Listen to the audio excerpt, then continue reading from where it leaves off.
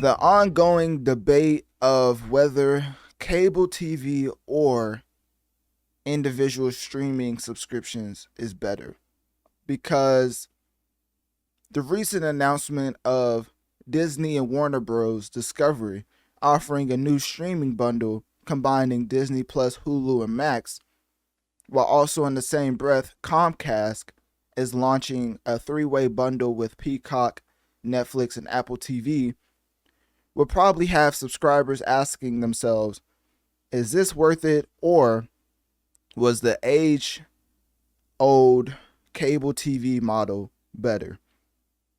And to put it simply, it's really based on your flexibility as far as the content you want, and also as far as individual streaming subscriptions.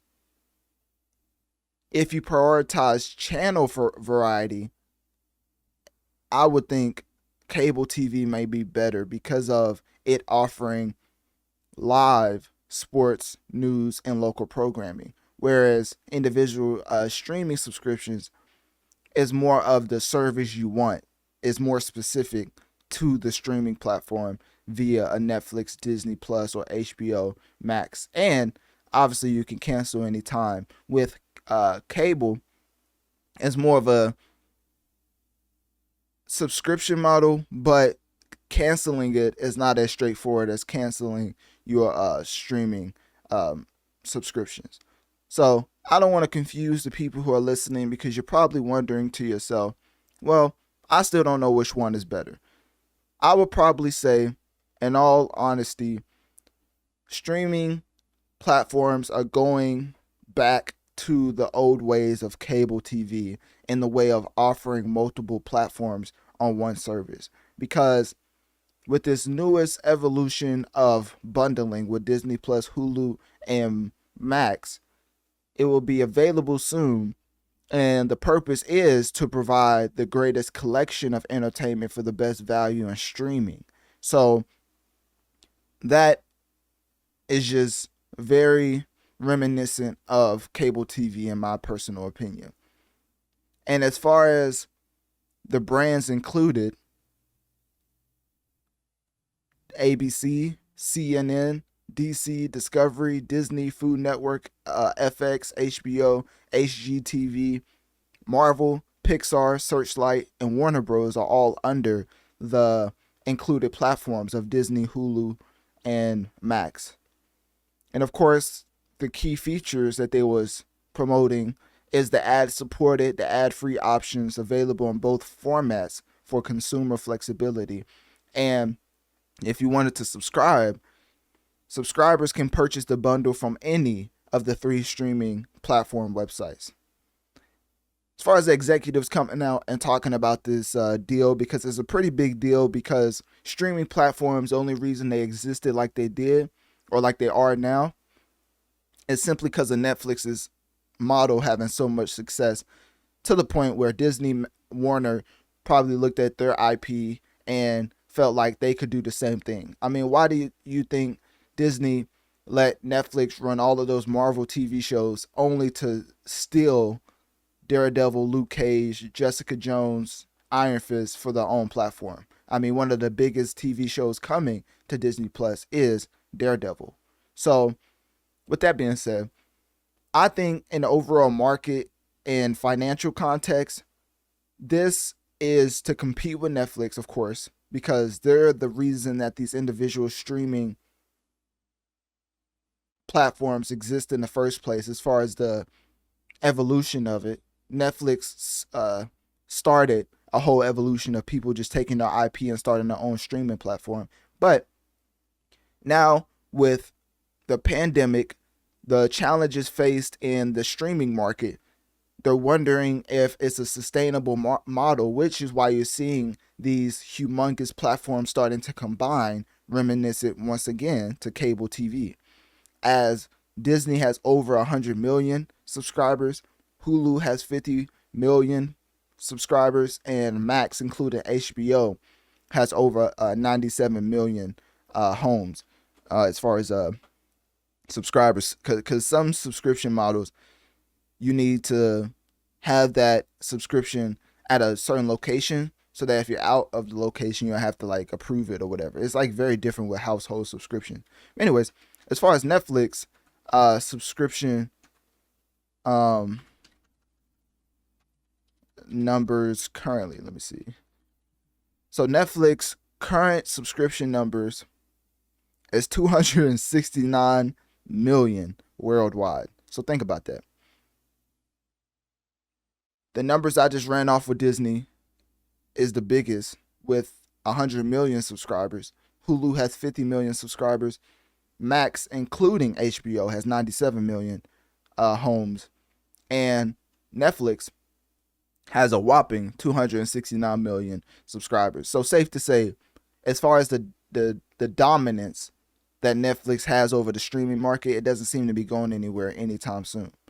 And going back into the cable TV model, this market consolidation is basically bundling all these different trends for different companies because of the reduce in subscriptions by consumers, simply for the fact that they keep raising the prices. If you keep raising the prices and then it becomes more expensive than cable TV, then what is the point for all these individual streaming platforms in the first place? Because that was the biggest promotion tactic, was to let you know that instead of paying this ginormous price for all of these different IPs, you can just come to us if you specifically only watch us. Let's say we only watch Marvel content. Well, who has that? Disney. So if you only subscribe to Disney Plus, then you don't have to pay the exorbitant amount of a cable TV subscription. So now, with all of the different streaming platforms bundling their IPs simply due to the pandemic and the reducing subscriptions, they're seeing that the model is not as sustainable. So this is leading to further integration, which is what they was fighting against in the first place with going in the individual route. So in all actuality, where are we at in this whole model? Well, I think history is repeating itself, and at some point, either you're gonna have to keep combining platforms, which leads to the cable TV model, or you're gonna have to realize that Netflix will just continue to have a dominance over the streaming market, and Disney, being who they are, will probably try to strike some sort of deal with them to getting their IP on Netflix platforms like they used to do before they made their own Disney Plus streaming platform. So let's hear from the CEOs of these companies, right? Because they're the ones that have seen most of the evolution of this deal coming about. So Disney CEO Bob Iger basically said that the strategy for combining all of these IPs, as far as Hulu, HBO, and Disney, is to focus on finding synergies in the streaming platforms, increasing audiences, and cutting costs.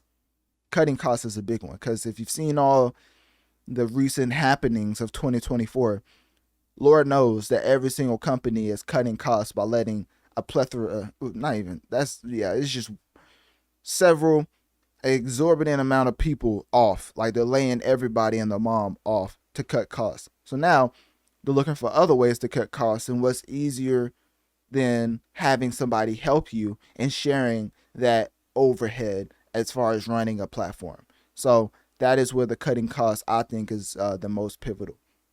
And as far as historical context, Disney took full control of Hulu last year, and Max combined content with Warner Bros. And Discovery brands. So once again, going back to my original sentiment, if you keep combining your IPs over and over again, as far as your different companies and your different divisions, you're just lending yourselves towards another cable TV model. Like we're going to the new age cable TV where it leaves you wondering, why did you go individual in the first place? Like, why'd you make your individual streaming platform in the first place? Which is because of Netflix's continued success in dominating the streaming market.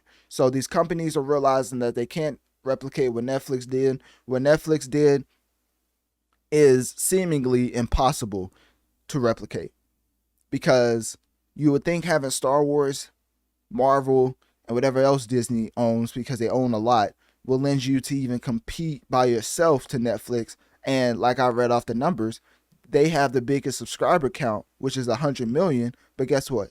Netflix still has 269 million subscribers. And it's not like the subscribers are rising every year. The reason they're bundling with other companies is because it's starting to dwindle, because they're raising the prices for the individual subscription models. So with that being said, Netflix is still king of the streaming platforms, and it seems like all the other companies that tried to copy the Netflix streaming subscription model failed, and now they're trying to recoup and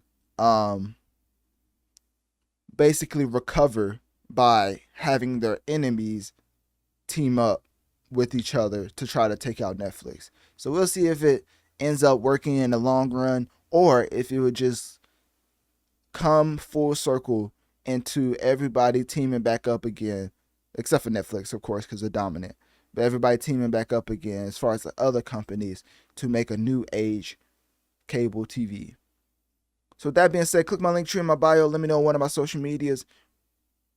If you're a subscriber of Disney Plus, Hulu, and Max, what do you think about this combination of one new streaming bundle? And are you excited for when it eventually comes out this summer?